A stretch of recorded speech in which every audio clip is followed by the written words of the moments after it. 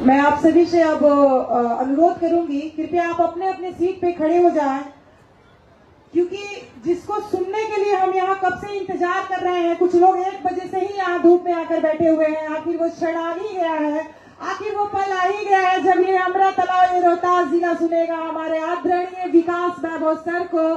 कृपया जोरदार तालियों से लेट्स इंस्पायर बिहार के मुख्य संरक्षक आदरणीय विकास वैभव सर का आप स्वागत करें। तालियों की कमी है, तालियां बजाएं, उसके बाद ही सर को सुनेंगे।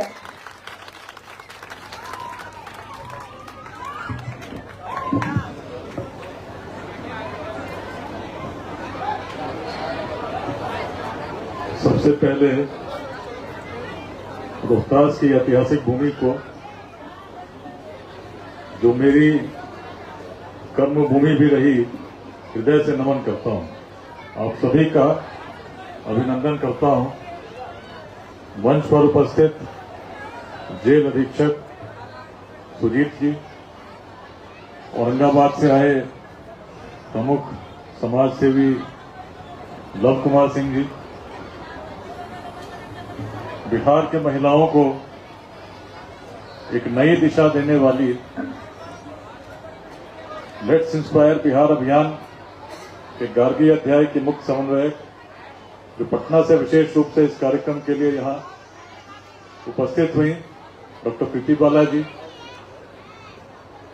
रोहतास गार्गी अध्याय के मुख्य समन्वयक, जिनके दायित्व ग्रहण के पश्चात एक नई आभा, एक नई ऊर्जा पूरे जिले में देखने को मिल रही है और जिसका केंद्र अमरा तालाब में स्थापित होकर एक नए भविष्य के सपने को साकार कर रहा है, ऐसी नूतन पांडे जी, यहां उपस्थित राम कुमारी जी और महेंद्र जी, जिनके सत प्रयासों के कारण आज गार्गी पाठशाला का यह केंद्र, जो 19वां केंद्र था इस पूरे अभियान के अंतर्गत, स्थापित हो सका। यहां उपस्थित संजय सिंह बाला जी, उपस्थित मदन सिंह जी, राम अवतार राय जी, जिनके अथक प्रयासों के कारण ये कार्यक्रम आज सफल हो पाया और जिनके अथक प्रयासों के कारण इस पूरे रोहतास अध्याय को एक नई शक्ति मिली। शाहाबाद के सभी चारों जिलों में अध्याय को देख रहे अश्विनी सिंह जी, जो संगठन के भी प्रभारी हैं, रोहतास जिला के मुख्य समन्वयक यश उपाध्याय जी, यहां उपस्थित निखिल जी, राहुल जी, परमजीत जी, संतोष जी, यहां उपस्थित सभी अभियान से जुड़े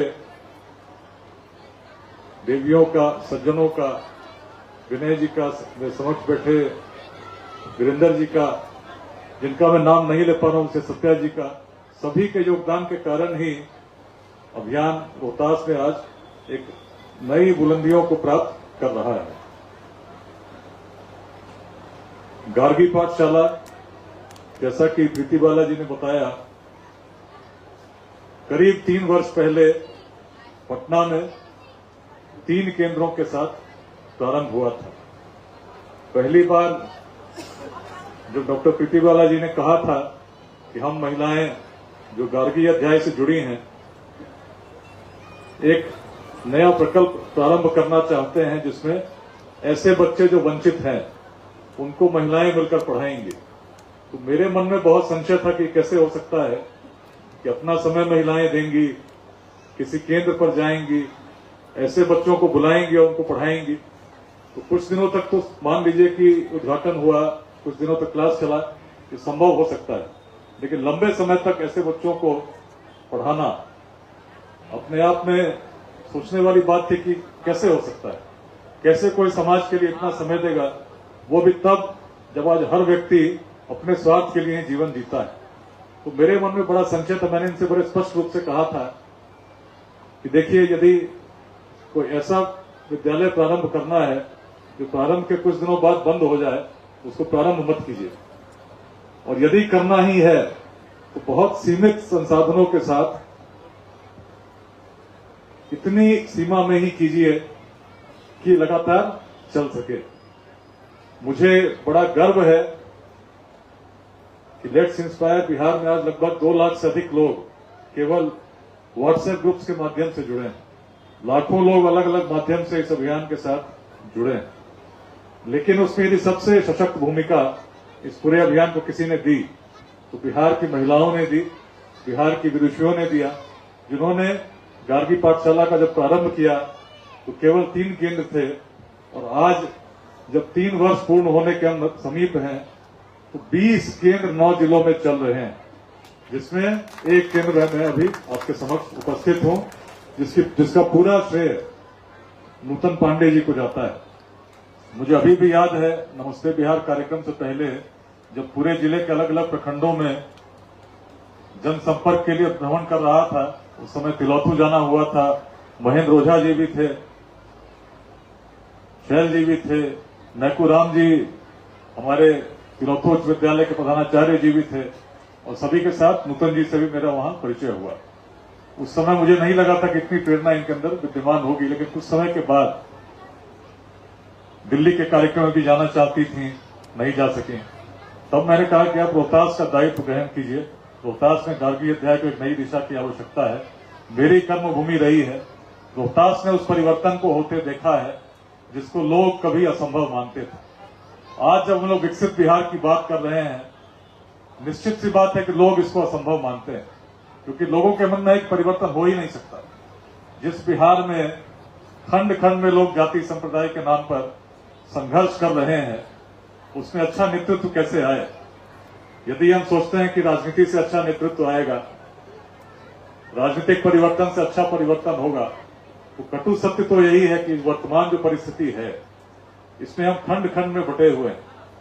पिछले वर्ष भी मतदान हुआ, इस वर्ष भी मतदान होना है, लेकिन मन को अगर हम टटोल कर सोचें कि जब प्रतिनिधियों को चुनने का अवसर आता है तो हम किनको चुनते हैं, तो हम निश्चित पाएंगे कि हम योग्य उम्मीदवार यदि हो, परंतु मेरी जाति का नहीं हो, तो सामान्य व्यक्ति जो प्रेरित नहीं हुआ हो बिहार के प्रति, ऐसे व्यक्ति का ही चयन करता है जो उसकी जाति का हो या उसके संप्रदाय का। व्यक्ति योग्य है या नहीं मायने नहीं रखता, और इसीलिए जितने भी राजनीतिक दल हैं उनकी व्यवस्था है कि जब उम्मीदवारों का चयन करते हैं तो ध्यान में ये नहीं रखते कि हमारा उम्मीदवार कैसा है, बिहार के लिए उसके मन में क्या भाव है। केवल एक ही विचार होता है कि उम्मीदवार हमारा चुनाव जीत सकता है कि नहीं जीत सकता है। बिहार को विकसित देखना चाहते हैं कि नहीं? कितने लोग चाहते हैं? जब एक छोटे से रोजगार के लिए बड़ी संख्या में लोग अपने गांव को छोड़कर कहीं दूर दिल्ली, मुंबई, चेन्नई जाते हैं और वहां पर अपमान को भी झेलते हैं, जहां ये सोचते हैं, सुनते हैं कि बिहारी शब्द तो एक गाली के रूप में प्रयोग होता है, तो मन कहता है कि नहीं कहता है कि ऐसा बिहार बने जिसमें शिक्षा के लिए, रोजगार के लिए और स्वास्थ्य के लिए किसी को बाहर जाने की आवश्यकता नहीं हो। मन कहता है कि नहीं कहता है?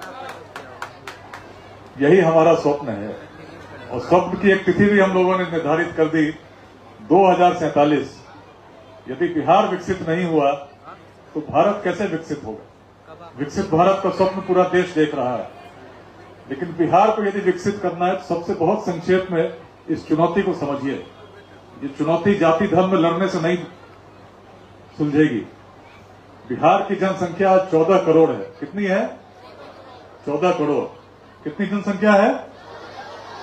और 14 करोड़ में 9 करोड़ की आयु, उम्र 30 साल से कम है।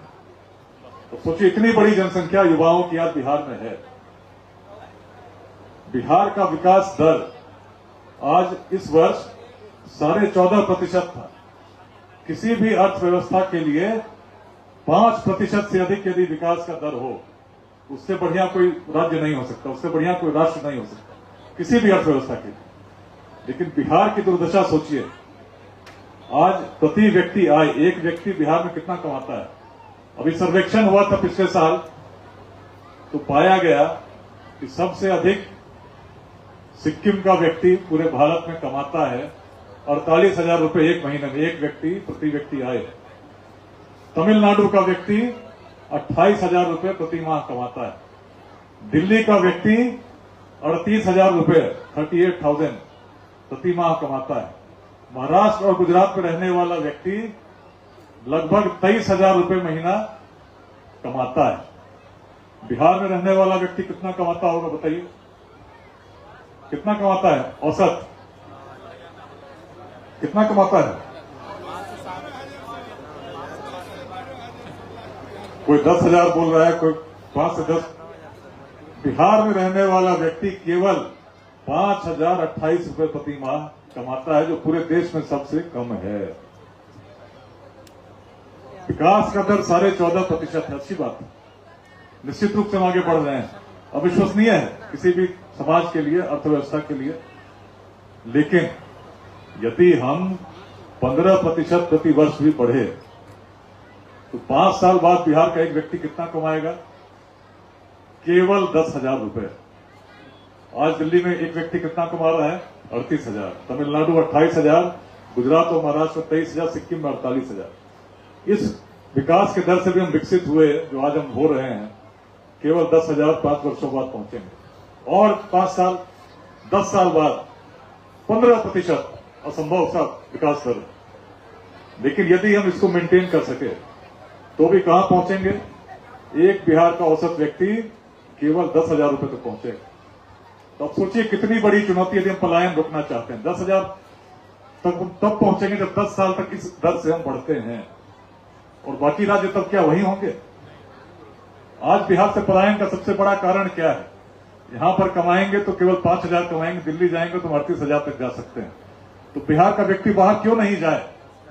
यदि हमारी अर्थव्यवस्था विकसित नहीं होगी तो हमको तो बाहर जाना ही पड़ेगा। कौन नहीं चाहता कि हम ज्यादा पैसे कमाएं? तो पलायन का सबसे बड़ा कारण यदि है, हम बिहार को विकसित कर कहां रहे हैं? 15% दर भी बिहार को विकसित बनाने के लिए पर्याप्त नहीं है। यदि हम चाहते हैं कि बिहार से किसी को बाहर जाने की आवश्यकता नहीं हो, तो सबसे पहले तो संकल्प स्वयं के लिए लेना होगा। यदि हम जाति और धर्म के नाम पर लड़ते रहे, लिंग भेद के आधार पर भेदभाव करते रहे, विचारधाराओं के आधार पर लड़ते रहे, हम लड़ते रह जाएंगे, बिहार आगे नहीं जाएगा। सहमत है कि नहीं सहमत? बिहार को एक सूत्र में जोड़ने की आवश्यकता है। प्राचीन बिहार का याद कीजिए, इसी बिहार से अफगानिस्तान के पार तक हम शासन कर रहे थे। इसी बिहार से ऐसे विश्वविद्यालय स्थापित कर चुके थे जब ऑक्सफोर्ड और कैम्ब्रिज की कल्पना यूरोप का नहीं थी। कारण क्या थे? देखिएगा तो पाइएगा जातियां तब भी थीं, लेकिन ऐसा जातिवाद अगर उस प्राचीन बिहार में रहता तो मगध में नंद वंश का उदय कभी नहीं होता। सबसे निम्न वर्ग के व्यक्ति शासक बने। हमारे पूर्वजों की सोचिए सोच क्या थी? संघर्ष नहीं, हम सहयोग कर रहे थे। इसीलिए तो आचार्य चाणक्य को भी देखते हैं, यदि उनके मन में उस प्रकार का भाव होता तो खोजते कौन सा व्यक्ति ऐसा है जो मेरी जाति का है। आज जब मतदान करते हैं तो हम सोचते हैं व्यक्ति मेरी जाति का है नहीं। चाणक्य तो इस देश का सम्राट चुन रहे थे। क्या उनके मन में कभी भाव आया? योग्यता को उन्होंने देखा और देखिए चंद्रगुप्त भारत के सम्राट बने। ये हमारे बिहार के पूर्वजों की महानता थी। इसीलिए हम पाते हैं वैशाली में 7,707 गणराजा चुने जाते थे, जाति के आधार पर नहीं, अलग अलग क्षेत्रों के आधार पर पूरे उत्तर बिहार में चुने जाते थे। और वैशाली के संथागार में बिना विवाद के प्रति वर्ष अपने गणाधिपति का चयन करते थे। लेट्स इंस्पायर बिहार अभियान क्या है? राजनीतिक परिवर्तन से बिहार नहीं बदलेगा। बिहार को एक बड़े सामाजिक परिवर्तन की आवश्यकता, कुछ नया नहीं करना है। केवल यदि हम जो थे उसके कारणों को हम समझने कि हम क्या थे। रोहतास में क्यों परिवर्तन आया? परिवर्तन का कारण विकास वैभव नहीं है। परिवर्तन का कारण उस पहाड़ी क्षेत्र पर रहने वाला एक एक आदिवासी है जो अपने पूर्वजों की स्मृति से जुड़ा, अपने पूर्वजों के गौरव से जुड़ा। यहाँ बैठे हमारे श्याम नारायण उरांव जी हैं, जिनके रेहल पंचायत का एक एक व्यक्ति मतदान करने गया। मुझ पर तो गोलियां चली, लेकिन मैंने उग्रवादियों के विरोध में एक शब्द नहीं कहा।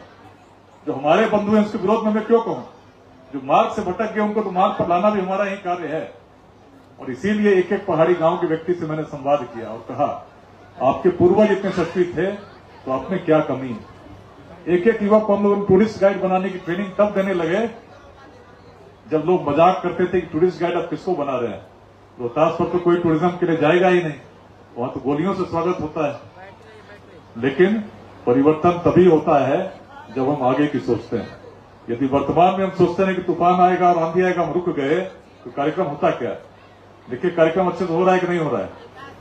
जब आप कुछ अच्छा करने का सोचते हैं, ईश्वर भी आपके साथ होते हैं। रोहतास में गोलियां चली, लेकिन देखिए आज मैं आपके समक्ष खड़ा हूं और पूरे बिहार में उस अभियान का नेतृत्व कर रहा हूं। जिसका उद्देश्य बिहार को बदलना है। बहुत लोग इसमें भी पीछे पड़े, बहुत लोग अच्छा नहीं लगता, भाई क्यों लोग प्रिय हो रहे हैं, क्यों लोग जुड़ रहे हैं। अरे भाई मेरा कोई स्वार्थ है क्या? हमको तो 9th में बच्चा लोग बिहार भोपाल में बिहारी बोल के चिढ़ाया था, और तभी से मन में लगा था कि अपने जीवन काल में यदि बिहारी शब्द को पुनः सम्मान का प्रतीक बनाने में मेरी कोई भूमिका होगी, तभी अपने जीवन को सार्थक मानेंगे। यात्रा चल रही, बघा रहे, रोहतास रहे, अगर मन में स्वार्थ होता तो आपके बीच आज यहां नहीं होते। इतिहास में परिवर्तन तभी होता है जब कोई व्यक्ति अपनी परिधि को लांघता है, सामान्य से असामान्य बनता है, जो उससे अपेक्षित उससे अलग जाता है, अपनी भूमिका से अलग जाते हुए समाज में कुछ बड़ा करने का प्रयास करता है। चाणक्य यदि यह सोचते कि केवल एक शिक्षक है, बच्चों को पढ़ाना मेरा दायित्व है, तो वहीं सीमित रह जाते। आचार्य चाणक्य को कोई नहीं जानता, लेकिन चाणक्य ने अपने दायित्व को ग्रहण किया। उन्हें लगा कि जब राष्ट्र पर संकट आ रहा है और शासक भी अपने दायित्व को छोड़ रहे हैं, तो यदि शिक्षकों ने अपना दायित्व नहीं निभाया तो राष्ट्र तो छोटे छोटे खंडों में बंट जाएगा, पराधीन हो जाएगा। और तब विद्यार्थियों को उन्होंने जगाने का काम किया, और उनके माध्यम से पूरे इतना बड़ा परिवर्तन हुआ जिसने अखंड भारत के साम्राज्य को निर्मित कर दिया।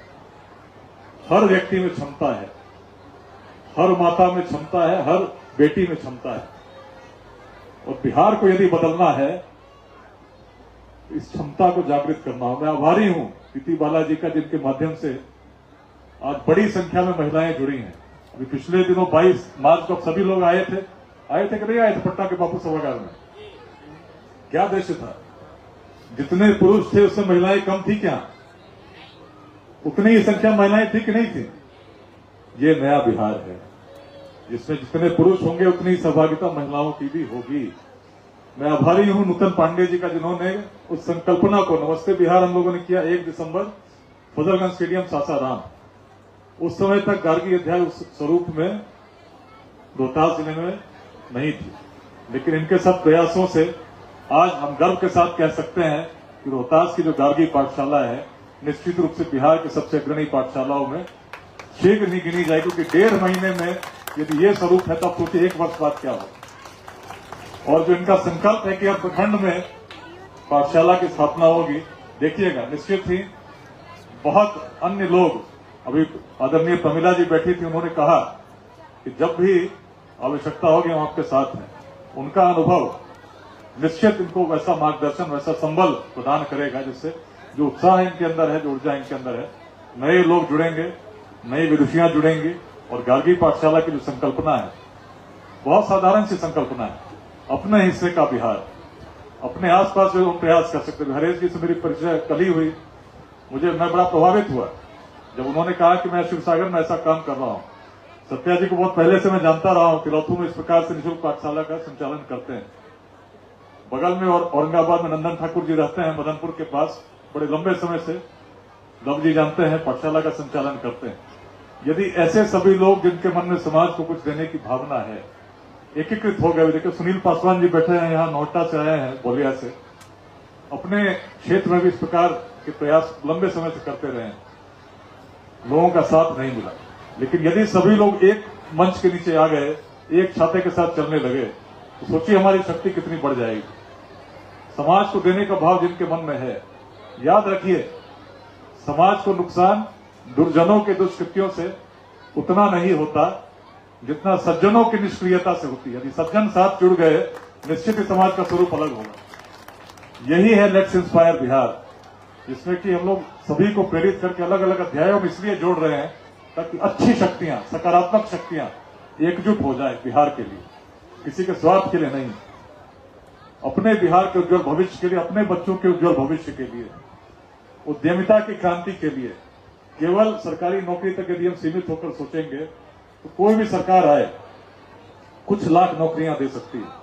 आवश्यकता है 9 करोड़ लोगों को अगले 2 दशकों में रोजगार देने की। ये तभी संभव है जब छोटे छोटे स्टार्टअप्स, नया उद्योग हम लगाएं, और ये तभी संभव है जब सबसे पहले हम शिक्षित हों।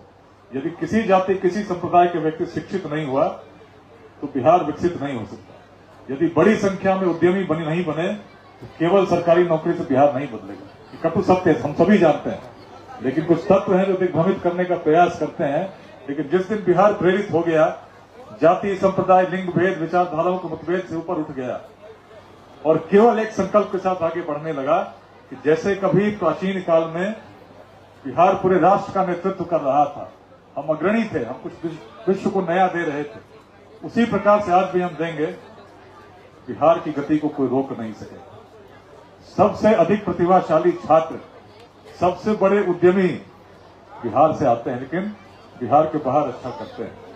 समय को बदलने की आवश्यकता है और इसीलिए शिक्षा और उद्यमिता की क्रांति लाने के लिए ही शनिवार रविवार अवकाश का दिन पिछले 4 वर्षों से बिहार के अलग अलग जिलों में घूम रहा हूं। आज आपके बीच यहां सासाराम में हूं, अगले शनिवार को भागलपुर रहूंगा, अगले रविवार को बांका में रहूंगा, वहां भी युवाओं से संवाद करूंगा।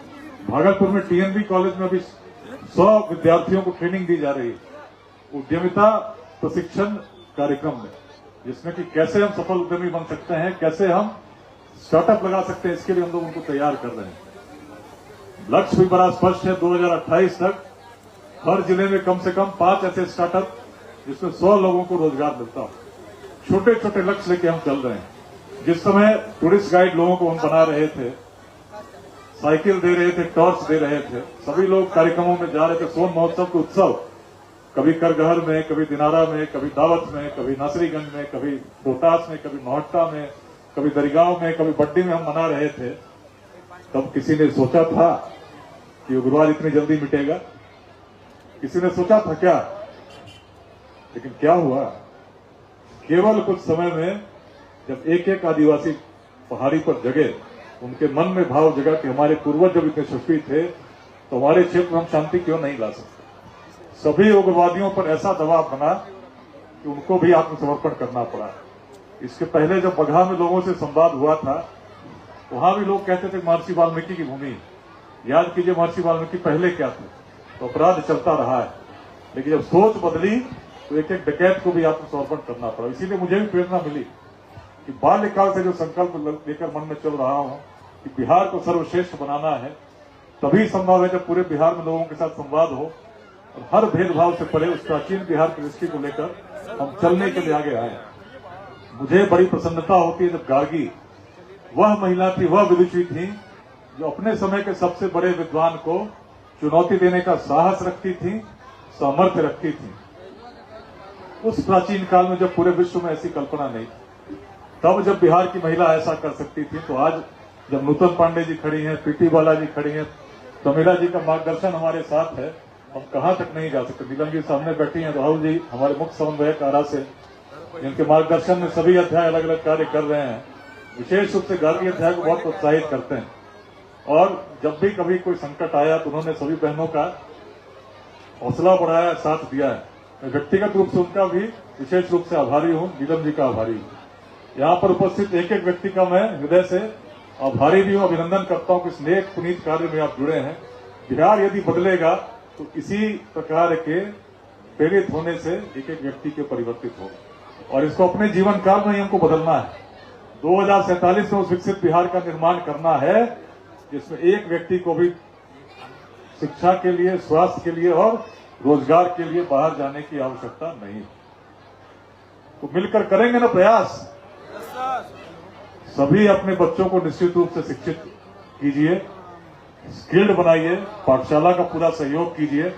इस अवसर पर मैं यही कहने आपसे आया हूं, पाठशाला यहां स्थापित हुई है।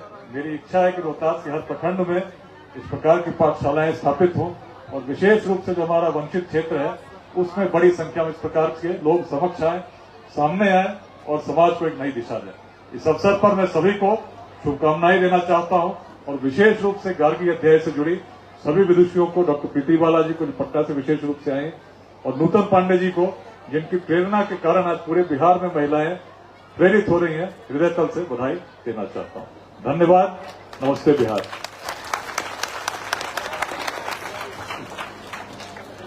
कब से ये रोहतास सुनने के लिए इंतजार कर रहा था। सर एक व्यक्ति है, लेकिन ये व्यक्ति नहीं बल्कि ये विचारधारा है। जो इनको सुनता है वो उसमें ही बह के रह जाता है। आप सभी इतने देर से यहाँ बैठे हैं, सिर्फ 5 मिनट मैं आप लोगों से लेना चाहती हूँ। Only for 5 minute. सभी लोग 5 मिनट कृपया मेरा साथ दें, उसके बाद आप पुनः अपने घर वापस जाएंगे। सिर्फ 5 मिनट मुझे चाहिए।